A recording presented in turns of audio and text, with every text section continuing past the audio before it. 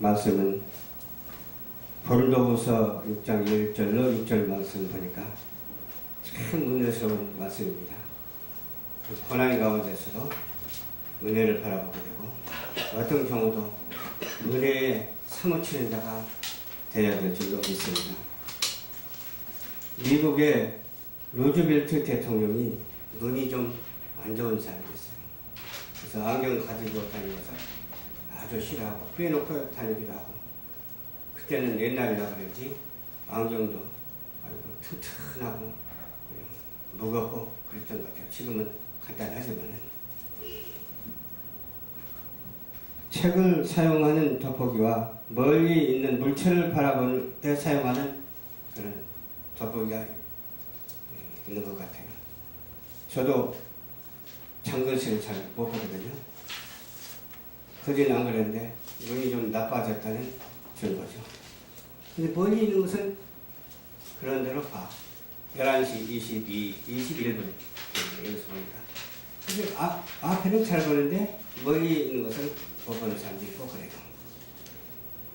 무거운 안경 누가 가지고 다녔을까요? 루즈벨트 대통령 무거운 안경을 가지고 다녔어요. 주머니에 무거우니까 귀찮겠죠. 그러나 안경이 없으면 안 되니까 가지고 다니기는 해야 되고, 그런 사정이었어요. 오늘날 루즈벨트 대통령이 밀워키에서 연설을 하다가 스랭크라는 청년에게 총을 맞았어요. 총을 맞았는데 그 총알이 루즈벨트 대통령 양복에 있는 안경에 맞았어요. 그래가지고 죽지 않고 살아났어요. 안경이 이렇게 귀찮아하고 무겁고 그랬지만 그것이 방패가 될 줄이야 누가 알았겠어요. 나중에 알고 보니 안경이 살려준 거예요. 안경집이 살려준 거예요. 원망했고 불편을 주었던 안경이 오히려 자신의 생명을 살려내다니 얼마나 감사합니다. 그렇죠?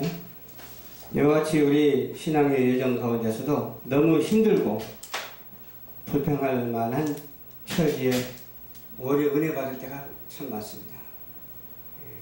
불평도 그냥 오는 것이 아니지만 우리는 은혜 받는 그런 우리 모두가 되어야 될 줄로 믿습니다.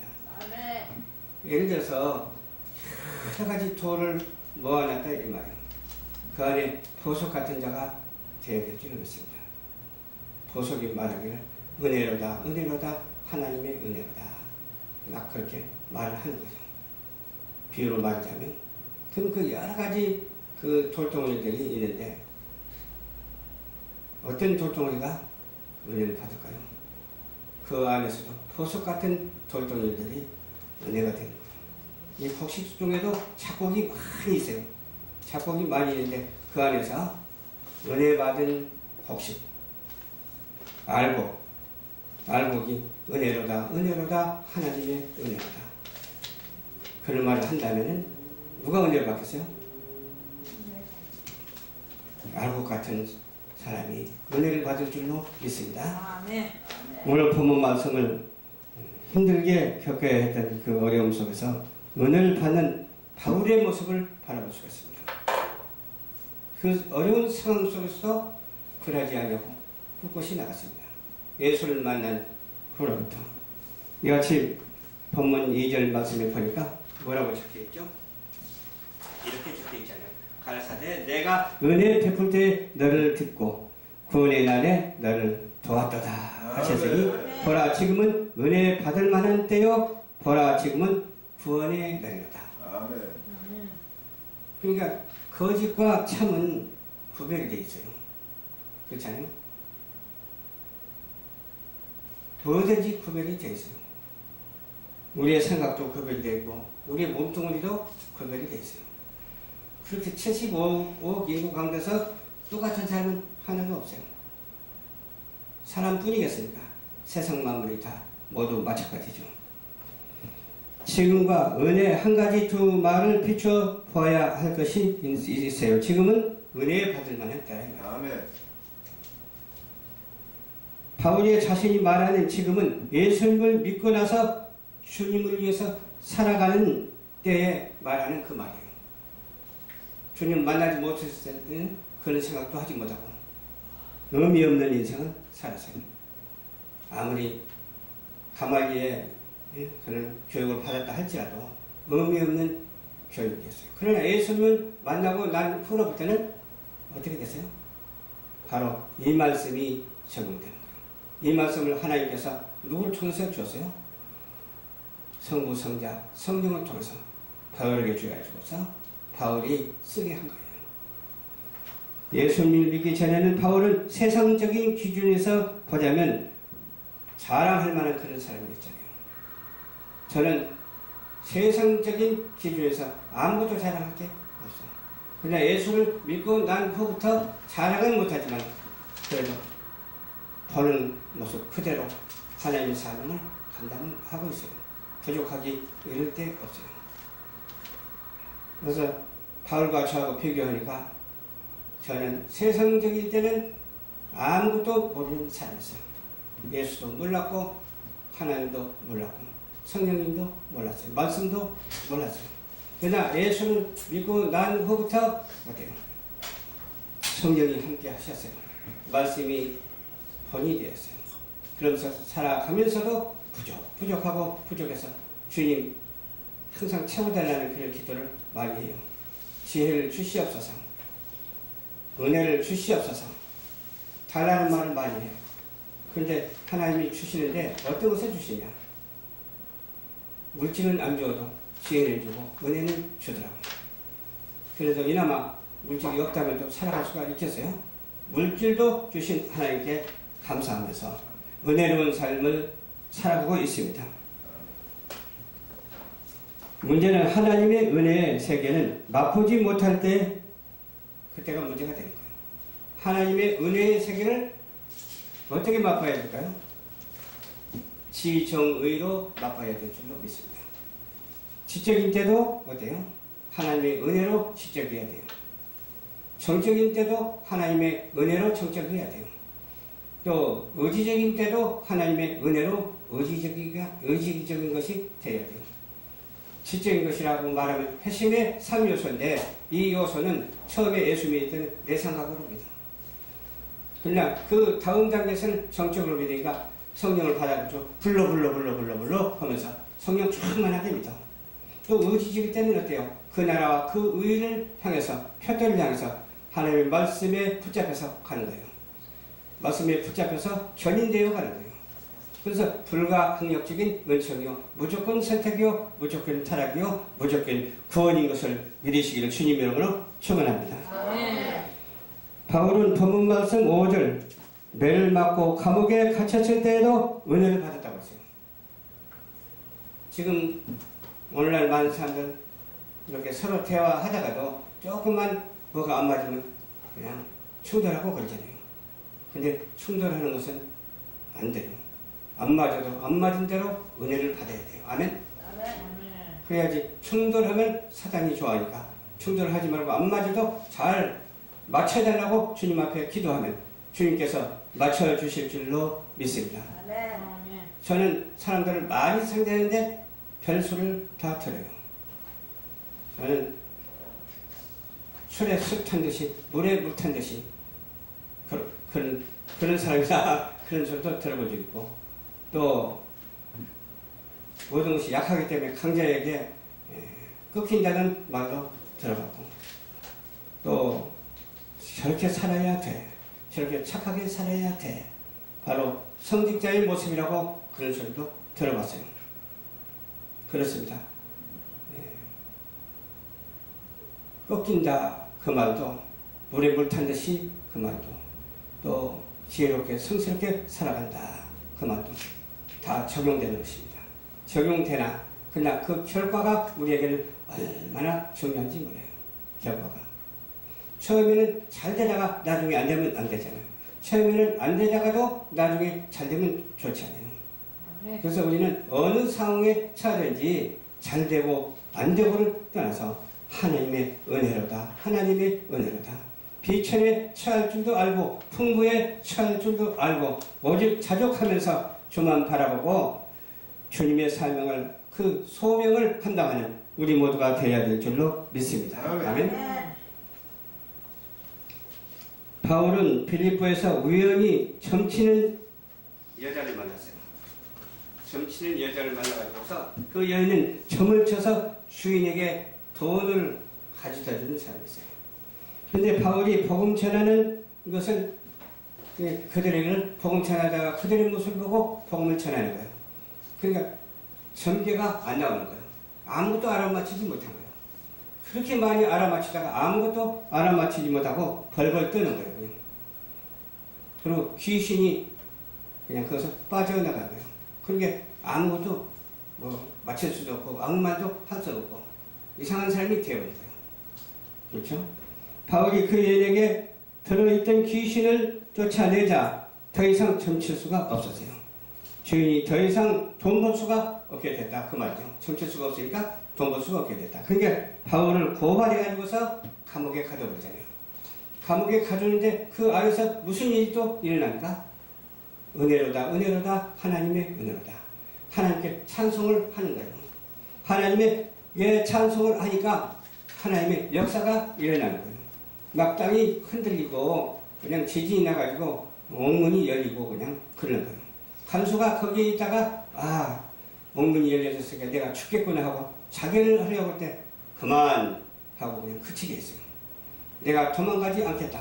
내가 여기 있어서 하나님께 영광을 돌리고 찬송하며 너에게 복음을 전하겠다. 그래가지고서 복음을 전했는데 온 식구가 다 예수를 믿게 됐다니까요. 그래서 우리는 어떠한 난관이 있다 할지라도 이런 방식으로 하나님께서 인도하시는 것을 알고 다른 방법으로 이해하고 다른 방법으로 세상적이고 정욕적이고 마귀적인 그런 것으로 이해하지 말고 하나님의 은혜의 방법으로 생각하면서 기도하면은 하나님께서 우리에게 엄청난 축복을 쏟아부어 주실 줄로 믿습니다. 아멘. 아멘. 지금 이렇게 몇 명 안 되지만 이 말씀이 온 세상에 전달되고 있어요. 머지않아 하나님께서 우리 교회도 크게 부흥시켜 주실 줄로 믿습니다. 아멘. 방송 교회이기 때문에. 그래서 그런지 많은 사람들이 전화가 오고 있어요. 우리 방송 총회에 가입을 하겠다고 전화가 오고 있고 잘 되어가려고 믿고 너무 자만하면 안 되겠죠. 그만큼 기도가 있어야 되고 그만큼 연단도 있을 것이고 그만큼 어려움도 많이 따르게 될 줄로 믿습니다. 그러나 어때요? 하나님께서는 이런 상황을 통해서 옳은 길로 인도하사 좋은 일이 날마다 펼쳐지게 될 줄로 믿습니다. 좋은 일을 우리에게 가져다 주게 될 줄로 믿습니다. 그럴 때 우리가 뭐라고 말해야 할까요? 은혜 받을 만한 때라고 은혜로다 은혜로다 그러면서 하나님께 영광을 돌리게 되는 우리 교단도 되어야 되겠고 교회도 되어야 되겠고 다 그런 은혜 받은 성도로서의 삶을 이 말세에 어디에 치우쳐지고 사상과 이념에 치우치지 아니하고 오직 하나님의 말씀에 붙잡혀서 살아가는 우리 모두가 되어야 될 줄로 믿습니다. 아멘. 그러니까 돈 속에서도 옥속이 되어서 하나님을 노래하고 곡식 속에서도 알곡이 되어서 하나님께 노래하고 이런 인간들 속에서도 빛의 자녀가 돼서 빛을 반짝거리고 그 어두운 곳을 밝혀서 환하게 드러나는 놀라운 역사가 있을 때 어두운 곳에 있는 사람도 빛의 사람으로 변환될 줄로 믿습니다. 어두운 곳에 있는 모든 환경도 빛의 환경으로 바꿔줄 줄로 믿습니다. 믿지 않은 세상 사람도 믿는 하나님의 사람으로 바꿔지게 될 줄로 믿습니다. 몰라서 그런 거지 성경을 바로 알기만 하면 안 믿고는 못 견딘다니까. 하나님을 알지 못하고는 견딜 수가 없어. 예수님을 영접하지 아니하고서는 견딜 수가 없다. 그런 세상, 그런 문화, 그런 풍토를 조성하는 우리 세계 속의 복지선교연맹, 우리 산하에 있는 연맹이죠. 예술단도 우리 산하에 있는 연맹이죠. 우리 산하라 그 말은 우리 방송교회 산하라 그 말이에요. 교회가 우선 먼저 되어야 될 줄을 믿습니다. 교회가 먼저 되지 아니하고 다른 것이 우선된다면 그것은 우상이 되기 때문에 그렇습니다. 누구를 사랑해야 된다고? 하나님을 제일 먼저 사랑해야 되고 하나님을 제일 먼저 말해야 되고 오직 말씀으로 하늘에서 말씀을 전하는 자가 되어야 된다는 거예요. 어떤 사람은 말씀은 참 잘 알아. 막 그냥 달달달달달달 외워. 근데 거기 주체가 어디냐 그것을 알아야 되거든요. 그 주체가 하나님이 되어야 돼요. 그 주체가 예수님이 되어야 돼요. 말하는 것이 성령의 말하게 하심을 따라서 해야 되는 거예요. 그리고 아름다운 열매를 맺히는 우리 모두가 되어야 돼요. 주체가 어디냐고 그러면 자기 교주 얘기하면 그것은 허당이지. 아무리 성경을 많이 알아도 아는 것이 아니에요. 성경을 도둑질해다가 팔아먹는 적이 되는 거예요. 거짓 증거해서는 안 된다는 거예요. 거짓 선지자들이 되어서는 안 돼요. 거짓 목자가 되어서는 안 돼요. 거짓 성도가 되어서는 안 된다고 하는 사실을 우리가 이렇게 명확하게 알고 복음을 증거하는 우리 방송교회 성도님들이 되시기를 주님 이름으로 축원을 드립니다. 아멘. 감옥에서도 어떻게 했길래 이런 은혜를 받을 수 있을까요? 그거야 뭐 하나님께서 탁 하셨고 하나님께 기도하니까 기도한 대로 다 되는 거지. 어디에 있든지 어디에 처하든지 자기의 의지를 갖다가 다른 데로 내놓지 않았다는 거예요. 그 자기의 의지는 하나님께 주신 은혜로 말미암아 되어진 거니까. 내 의지가 아니라 나를 하나님께서 이 세상에 보내주셨고 내가 어떤 것을 하든지 하나님께서 인도하신 대로 하고 있다고 그렇게 믿어야 된다니까요. 전쟁이 일어날지라도 겁낼 것 하나도 없어. 평화가 도래한다 할지라도 기뻐할 것 하나도 없어. 이래도 좋고 저래도 좋고 오직 하나님의 은혜로다. 그래서 빛과 소금의 사명을 감당하면 되는 거예요. 반짝반짝 빛나는 그러한 빛의 사람이 되면 되는 거예요. 정직한 것과 부정직한 것을 우리는 구분을 해야 돼요. 선과 악을 구별해야 돼요. 어떤 사상을 택하느냐 그것을 구별해요. 창조적인 사상, 우리 예수님의 사상을 택해야 된다는 거예요. 그렇지 않고 세상적이고 마귀적인 사상을 택해가지고 적그리스도의 행동을 하면 안 된다고 하는 사실을 알아야 될 줄 믿습니다. 우리가 코앞에 그런 일이 벌어지고 있잖아.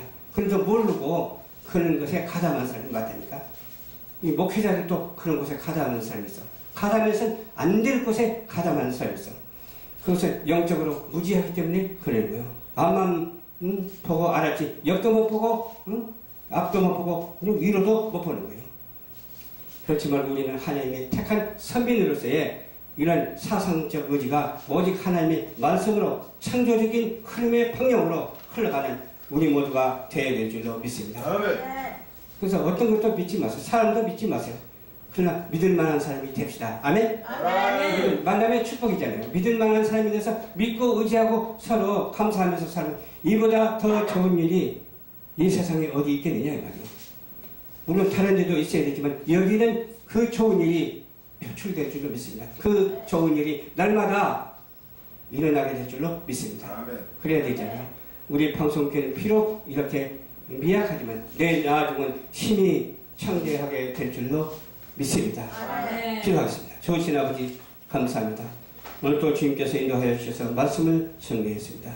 증거된 말씀에 하나님의 은혜로운 말씀이 되게 하여 주시옵시고 은혜로다 은혜로다 어떤 상황에 처하든지 하나님의 은혜가 표출되고 주여 빛의 사명을 감당할 수 있도록 도와주시옵소서. 예수님 이름으로 축복하고 기도드리옵나이다. 아멘.